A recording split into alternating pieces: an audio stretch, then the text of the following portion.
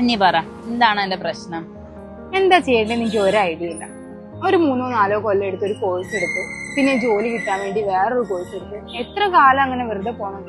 ഇതാണോ അത്ര വലിയ കാര്യം? ഇതിന് അത്ര ടെൻഷൻ അടിക്കേണ്ട കാര്യമൊന്നുമില്ല. പിന്നെ എന്റെ ഫ്യൂച്ചർ സെറ്റ് ആക്കാൻ വേണ്ടി ഞാൻ ടെൻഷൻ അടിക്കട്ടെ? 1-2 കൊല്ലം കൊണ്ട് തീർക്കാൻ പറ്റുന്ന എത്രയോ തരം കോഴ്സുകൾ ഇവിടെ കോഴിക്കോട് ഉണ്ട്.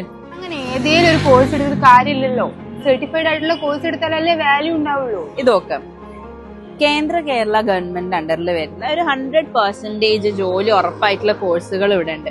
അതായത് KGCന്റെ അണ്ടറിൽ ഒരു 2 years മാക്സിമം വരുന്ന എഞ്ചിനീയറിംഗ് കോഴ്സസും NCVTന്റെ അണ്ടറിൽ വരുന്ന ഒരു 1-2 കൊല്ലം കൊണ്ട് തീർക്കാൻ പറ്റുന്ന ടെക്നിക്കൽ കോഴ്സുകളും ഉള്ള 20-ൽ പരം കോളേജുകളാണ് ഇവിടെ കോഴിക്കോട് ഉള്ളത്. ഈ കാണുന്ന 7 ട്രേഡിൽ ഏതാ എനിക്ക് ഇഷ്ടമുള്ള വെച്ചാൽ നോക്കിയിട്ട് എടുക്കാമല്ലോ.